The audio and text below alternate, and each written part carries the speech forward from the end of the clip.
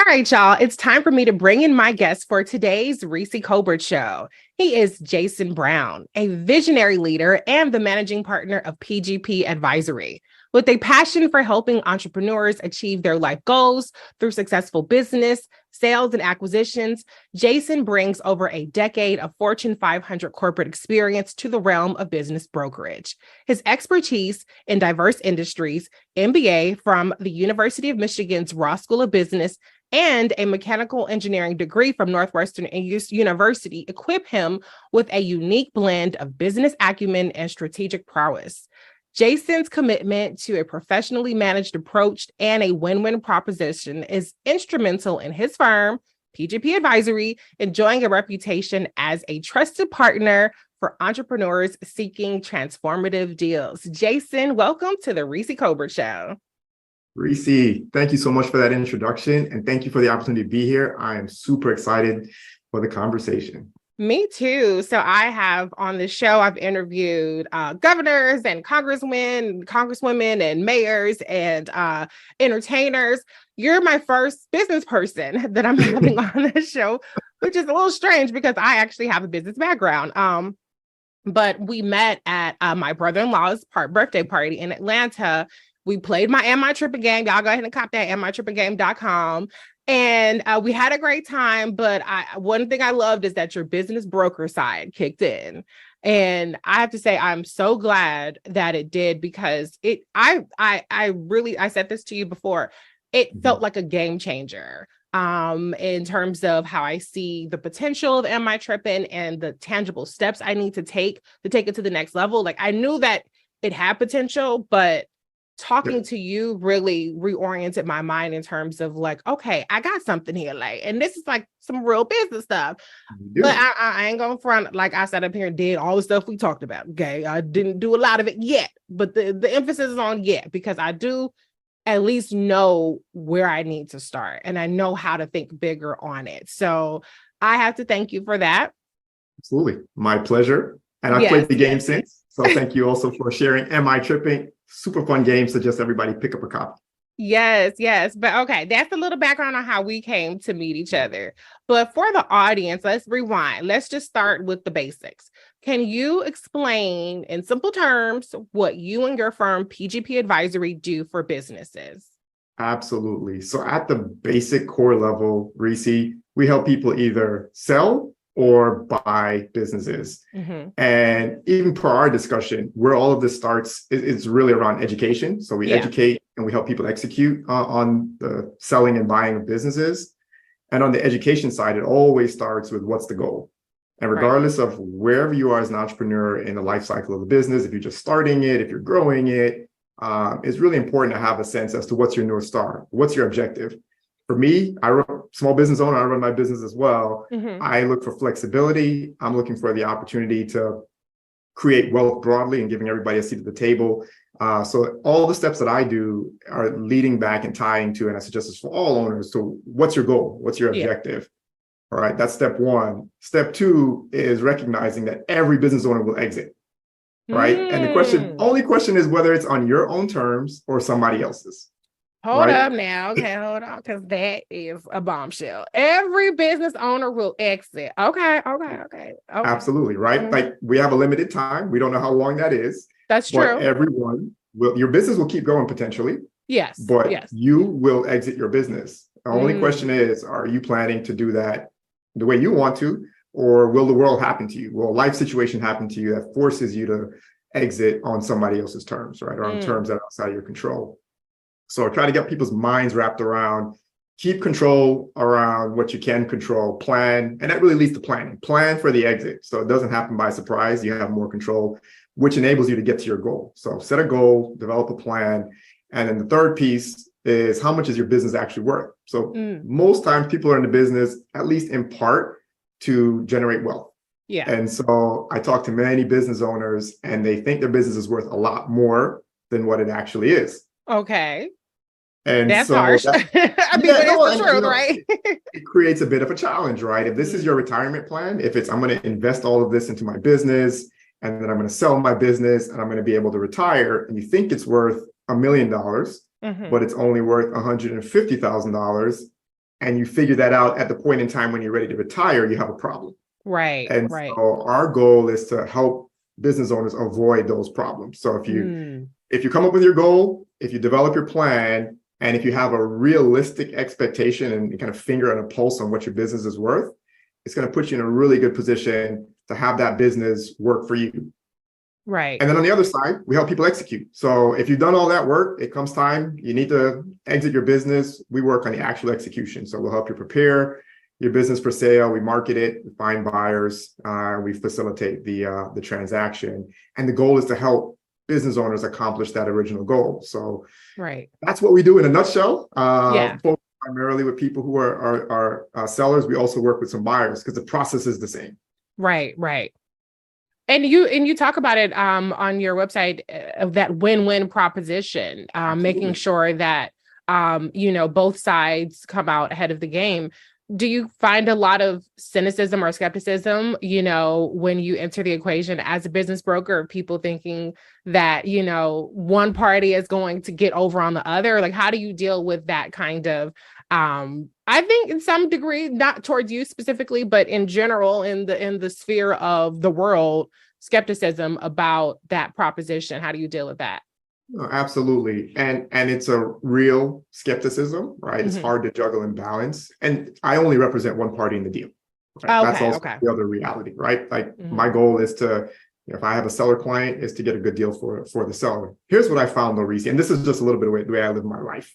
I come from a place of abundance, right? And so the question is, if I have a seller client, it's who sees the most value in that business. And so as a broker, my goal is to find the best buyer for the seller. And usually there's something there. There's something in that soup that they create together that the buyer is going to be able to benefit from it. And so it's highlighting, here are the pieces that the buyer is going to be able to use to do something more with. But again, it goes back to the same thing. Then the conversations with the buyer is, what's your goal?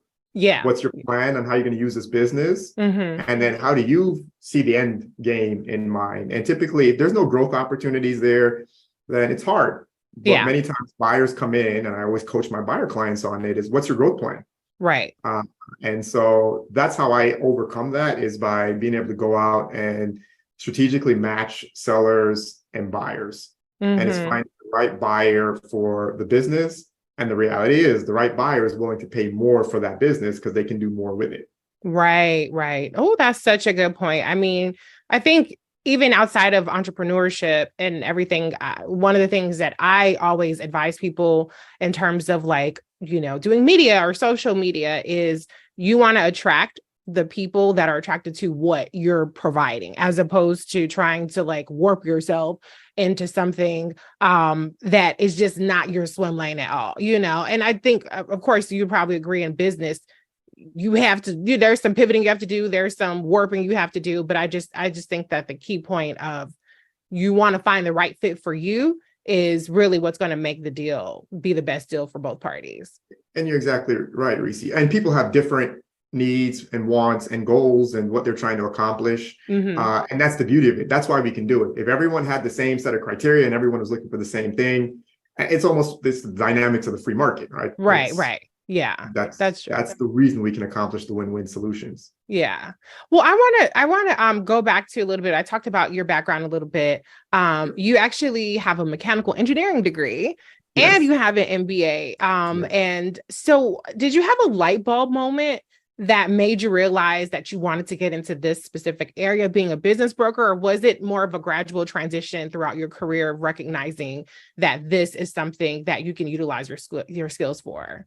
Yeah, so I did a little bit of merger and acquisition work in corporate after I got my MBA, and life happened, right? Kind of going back to this, either your exit's going to either be on your terms or other terms. And I had to go and start my own firm. Family became my priority, and in the corporate world, I didn't have the flexibility I needed. Right. And so that was the pivot for me. It was, I'd always wanted to do entrepreneurship since I was in high school. It was always on the roadmap. I've got notes from my 20s when I wanted to do entrepreneurship. My MBA was in entrepreneurial finance. And so all of these pieces were leading me to being in this world of the entrepreneurial ecosystem. And the question was, where do I play in that? I started off my entrepreneurial journey as an advisor. And so the reason I have this map of goal, plan, and then kind of understand how you execute is because I used to work with small businesses around those exact factors. So the conversation that we had is what I used to do before I started doing transactions. So I would sit down with business owners, we would strategize around where they need to go, come up with a plan, and help them execute on that plan. I pivoted the practice into mergers and acquisitions and business brokerage because that's really where it's a critical opportunity for business owners to create wealth for themselves. Yeah. And it was a skill set I had from corporate America. So I can't say that I had a life plan that said I was going to be here at this moment. Right. But the sets of experiences that I had led us to this point in the journey. And this is where I feel I can have the most impact. I love the fact that I keep up with my clients and we have the conversations to hear the stories about kids being able to go to college based on the fact that we got a transaction done. Clients able to go retire and enjoy life because they got the transaction done. Those are the things that fill me up and get me excited. But it was a nonlinear pathway. Nonlinear, right. The plan. Well, that's, life be lifing, okay? We had the pandemic, a lot of things were disrupted. And a lot of times, we kind of pivot and it works. That's the beauty, is when it actually works. I want to talk about a word that you talked about. So I've heard you say it about 20 times already.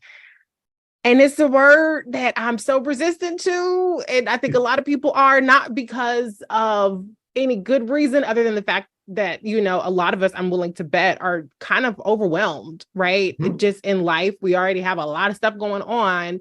And you keep saying plan. And we out here just winging it, getting by, trying to make do.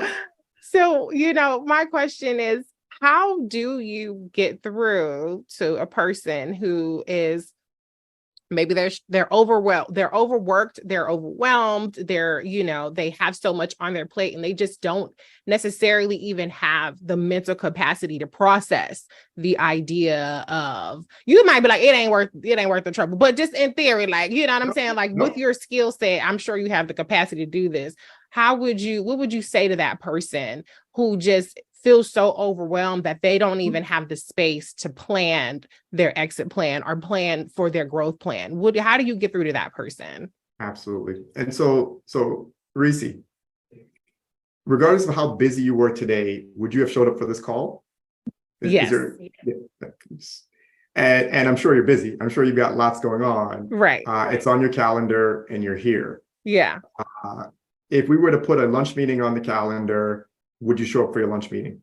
Absolutely. And so there's a bit of the discipline of carving out time. I do it as well. I put work time on my calendar. I put strategy time on my calendar. It's about being intentional. I heard a really interesting quote by one of the pastors at church this weekend, and he said, "You can only start with where you're at.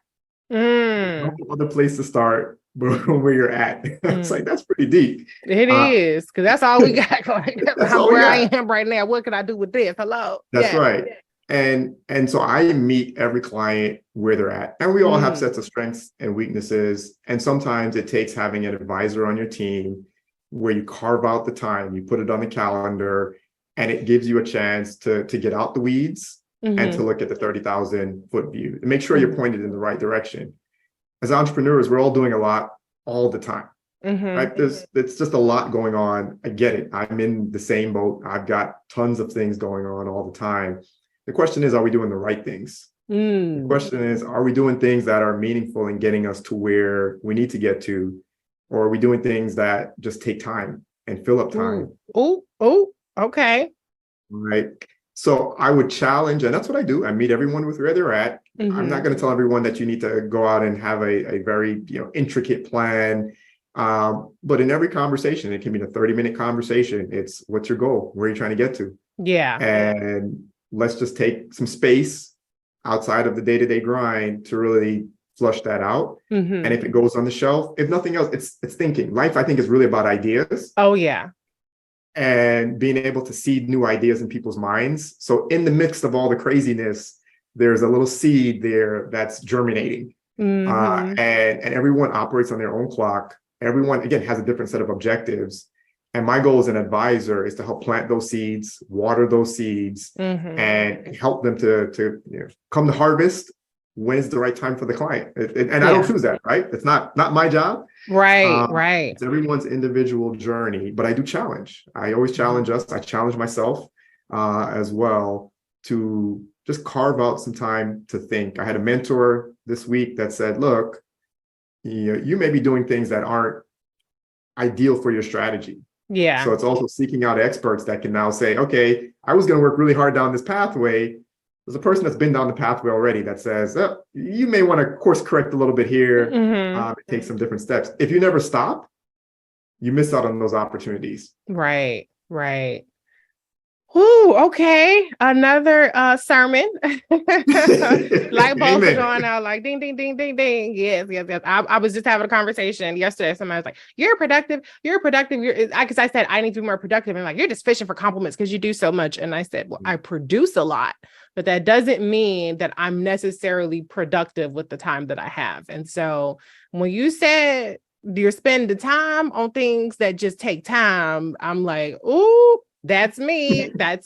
So I'm going to take away from our discussion a renewed commitment to the things that we talked about that I need to do for my business. And I hope that the audience, the listeners, have learned something enriching about, to me, the biggest things, everybody's going to exit at some point. Sorry, that's just the reality. And taking time. We all have so little time, but to your point, we make time for our commitments to other people. So we need to make time for our commitments to ourselves. So Jason, thank you so much for your time. Tell folks how they can get in contact with you if they're interested in what you discussed today, your services, or just want to follow you if you have social media. Give us the details. Absolutely. So feel free to email me at jason@pgpadvisory.com. I'm happy to always have a conversation with any business owner and or individual who just has questions. Again, the education piece is important at our firm. And so whether it's myself or someone on our team, we can get you connected. You can find us on LinkedIn at PGP Advisory. You can find us on Instagram, PGP Advisory. You can find us on Facebook, PGP Advisory. But feel free to follow us. We try to push out educational content. We can get you on our listservs to help get you educated. If you're interested or thinking about selling and or buying, please reach out to us. We love to help you along that process. And Reecie, I really appreciate the time and looking forward to continuing our conversation on your business as well. Oh, yes. Thank you, Jason. I gave you 5 stars on Google reviews for PGP Advisory. You've helped me so much in the short amount of time that we have known each other. And so I appreciate you again. Y'all, look, at least follow PGP Advisory, because if that's been free game for you and everybody got kits and get my masterclass for $799, if you can follow somebody who's spitting knowledge, then I think that's what you need to do as a starting point, because you can only start with where you are, right? So, Jason, again, thank you so much. And you are welcome back anytime on the Reecie Colbert Show. I appreciate it, Reecie. Thanks so much.